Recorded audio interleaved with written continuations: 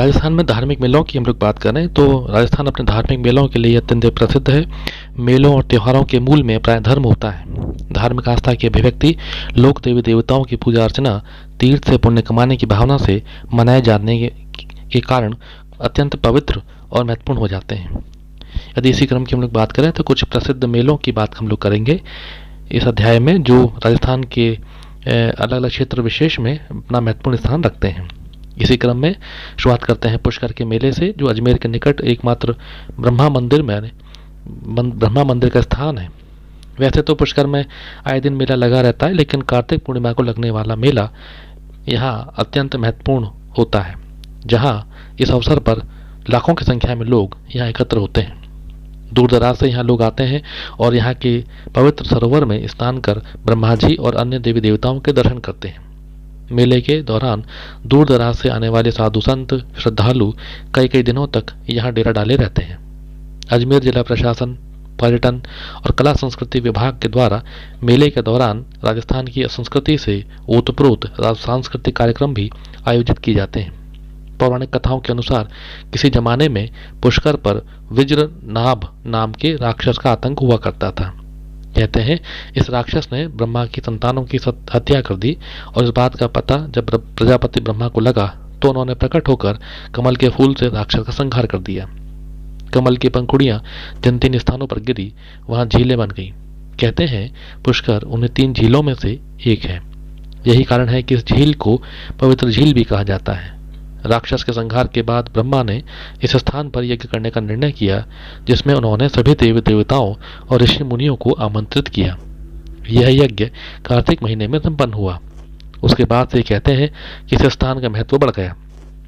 आज भी देश के कोने कोने से हजारों की संख्या में श्रद्धालु 52 घाटों से घिरे पुष्कर के तालाब में स्नान कर पुण्य कमाते हैं।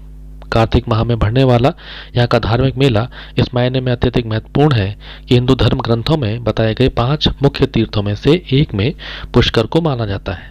हिंदू धर्म में पुष्कर झील में नहाने को अत्यंत पुण्यकारी माना गया है। मेले के अवसर पर पुष्कर धर्म नगरी बन जाता है। रंग बिरंगे कपड़े पहनकर श्रद्धालु गेरुए वस्त्रों में भस्म लपेटे साधु संत और यहाँ आने वाले विभिन्न सांस्कृतिक धार्मिक कार्यक्रमों से पूरा वातावरण महक उठता है। मेले की संध्या पुष्कर सरोवर में दीपदान की परंपरा से शुरू होती है। असंख्य दीपकों से सरोवर झिलमिला उठता है और जो अत्यंत मनोरम दृश्य उपस्थित करता है। सवाई माधोपुर जिले में कैला देवी का मेला भरता है, जो यहाँ सवाई माधोपुर जिले में जिला मुख्यालय से 18 किलोमीटर दूर कैला देवी के मंदिर में चैत्र शुक्ल अष्टमी को आयोजित होता है। यह मेला कई दिनों तक चलता है। लाखों लोग यहाँ दर्शन के लिए आते हैं और इसीलिए इसे लक्खी मेला भी कहते हैं। कैला को भवानी माता माना जाता है, जिनकी प्रतिमा 1114 ईस्वी में एक मनोरम स्थान पर टीले के ऊपर स्थापित की गई थी। जहाँ कैला देवी का मेला भरता है वहाँ पहले कभी कालिया नाम का गांव हुआ करता था। कहते हैं कालिया गांव में केदारगिरी साधु रहा करते थे। कैला माता के मंदिर में एक साथ 2 मूर्तियां हैं। दाहिनी ओर कैला देवी की मूर्ति है, जिसे लोग लक्ष्मी के नाम से भी जानते हैं, और बाईं ओर चामुंडा की मूर्ति है। चैत्र कृष्ण पक्ष द्वादशी से शुक्ल पक्ष द्वादशी के बीच बढ़ने वाले कैला देवी के मेले में दूरस्थ स्थानों से लोग धार्मिक आस्था के कारण आते हैं। राजपूत, मीणा आदि कैला देवी के प्रमुख भक्त माने जाते हैं। कैला देवी के मेले के अवसर पर पशु मेले का भी आयोजन होता है।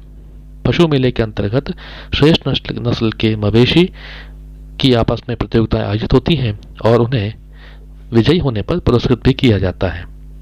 देवी का मंदिर कालीशील नदी के किनारे त्रिकूट पहाड़ी की तलहटी में केला गांव के उत्तर पश्चिम दिशा में स्थित है। यहाँ एक छोटा सा भैरव का मंदिर भी है और हनुमान जी का मंदिर भी है। हनुमान जी के मंदिर को यहाँ पर लांगुरिया के नाम से भी लोग जानते हैं। इसी तरीके से सवाई माधोपुर जिले का ही हिंडौन कस्बे में गंभीर नदी के किनारे स्थित चंदन गांव में प्रतिवर्ष महावीर जी का मेला बढ़ता है। यह प्रतिवर्ष चैत्र शुक्ल त्रयोदशी से वैशाख कृष्ण प्रतिपदा तक बढ़ता है। यह मेला 6ठी सदी के श्री महावीर स्वामी की याद में मनाया जाता है। महावीर स्वामी जैनियों के 24वें और अंतिम तीर्थंकर माने जाते हैं। श्री महावीर जी दिगंबर जैन संप्रदाय का प्रमुख तीर्थ स्थल है। प्राय साल भर ही यहाँ तीर्थ यात्री आते रहते हैं, लेकिन मेले में अपार जनसमूह एकत्र होता है।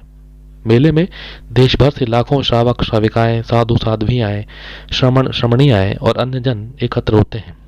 मेले में जैन मतावलंबियों के अलावा अन्य समुदाय के लोग भी भारी संख्या में आते हैं। श्री महावीर जी में कृपा दास नाम का टिल्ला आज भी लोगों के आकर्षण का केंद्र बना हुआ है। मेले के दौरान निकलने वाली वार्षिक रथ यात्रा का रथ तब तक नहीं चलता जब तक कि उसे कृपादास के वंश का कोई पुरुष धक्का नहीं देता। मान्यता है कि कृपादास नामक एक मूची मिट्टी के एक टीले पर अपने पशु चराया करता था।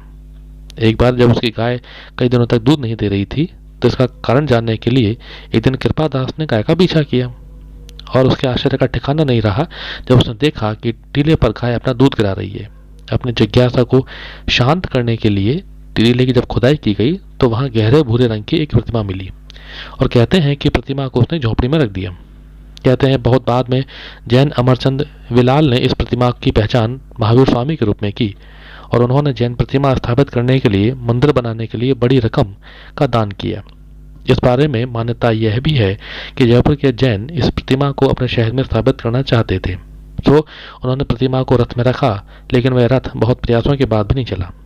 सन 1782 में जयपुर के महाराजा ने मूर्ति के लिए मंदिर बनाने के लिए जमीन दान भी दी। 18वीं शताब्दी के अंतिम वर्षों में चैत्र माह में मंदिर में यह मूर्ति स्थापित की गई।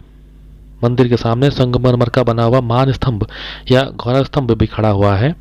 आधुनिक मंदिर उसी स्थान पर बना है जहां पुराना मंदिर था और ऐसा विश्वास किया जाता है कि वार्षिक रथ यात्रा के दौरान रथ तक नहीं चलेगा जब तक कि कृपादास का वंश का कोई व्यक्ति उसे धक्का नहीं देता। श्री महावीर जी के मेले की खास बात यह है कि यहाँ हर जाति संप्रदाय के लोग एक साथ हिस्सा लेते हैं और जैन समुदाय के अलावा बड़ी संख्या में मीणा और गुर्जर भी मंदिर के इस उत्सव में भाग लेते हैं। अजमेर का एक अन्य प्रमुख उत्सव है ख्वाजा मोइनुद्दीन चिश्ती का उर्स। इस्लामी कैलेंडर के माह रजब की 1 तारीख से 6 तारीख तक अजमेर में ख्वाजा करीब नवाज का उर्स हर साल मनाया जाता है। इस अवसर पर देश विदेश के लाखों ज़ायरीन यह नमाज अदा करने आते हैं। यह मुस्लिम समाज का भारत का सबसे बड़ा मेला माना जाता है, जहां सांप्रदायिक सद्भाव की भी अनूठी मिसाल देखने को मिलती है। उर्स दरअसल फारसी शब्द उर्सी का अपभ्रंश है और इसका अर्थ है लंबी जुदाई के बाद मिलन होने पर उससे होने वाली खुशी, जिसे काफी तपस्या के बाद हासिल किया जाता है। सूफी समुदाय में यह सर्वाधिक खुशी का दिन होता है। सूफियों के खानकाह या मठ पर हर वर्ष इस तरह का उर्स मनाया जाता है। इस दिन हजरत ख्वाजा मोइनुद्दीन चिश्ती ने 99 वर्ष की आयु में महसूस किया कि अब महबूब हकीकी से मिलने का समय आ गया है और उर्स चांद दिखाई देने पर दरगाह के बुलंद दरवाजे पर झंडा फहराने के साथ शुरू हो जाता है। रजब की तारीख 6 को जायरीनों पर गुलाब जल के छींटे मारे जाते हैं और इसे कुल की रस्म भी कहा जाता है। 3 दिन बाद रजब की 9वीं तारीख को बड़े कुल की रस्म अदा की जाती है। कहते हैं ख्वाजा साहब ईरान से भारत आए और अजमेर में ठहरे। यहीं उनकी मज़ार पर लाखों लोग दुनिया भर से दूर दूर से मनौतियां मांगने आते हैं। बीकानेर में भी एक महत्वपूर्ण मेला भरता है जिसको कपिल मुनि की मेले के नाम से हम लोग जानते हैं। बीकानेर मुख्यालय से 50 किलोमीटर की दूरी पर कोलायत नाम के स्थान पर सांख्य दर्शन के प्रणेता महर्षि कपिल की तपोभूमि विख्यात है। कपिल की तपोभूमि कोलायत पर प्रतिवर्ष कार्तिक पूर्णिमा का मेला भरता है। इस दिन यहाँ के पावन सरोवर में स्नान का विशेष महत्व होता है। दूर दराज से लाखों श्रद्धालु कोलायत आते हैं और कपिल सरोवर में स्नान करते हैं। कहते हैं ब्रह्मा के पौत्र और कदम ऋषि के पुत्र कपिल अपनी माता के स्नान के लिए गंगा यहाँ प्रकट कर ले आए थे। जिस स्थान पर उन्होंने गंगा को अवतरण करवाया वही स्थान बाद में कपिल सरोवर के नाम से जाना गया। ऐसा माना जाता है कि कोलायत के सरोवर में स्नान गंगा के स्नान के समान ही है। कोलायत सरोवर में कुल 52 घाट हैं। चारों ओर से बरगद के पेड़ों से घिरे हुए कोलायत के सरोवर के हर घाट पर मंदिर है। इन घाटों के नाम भी मंदिर के नाम पर ही रखे गए हैं।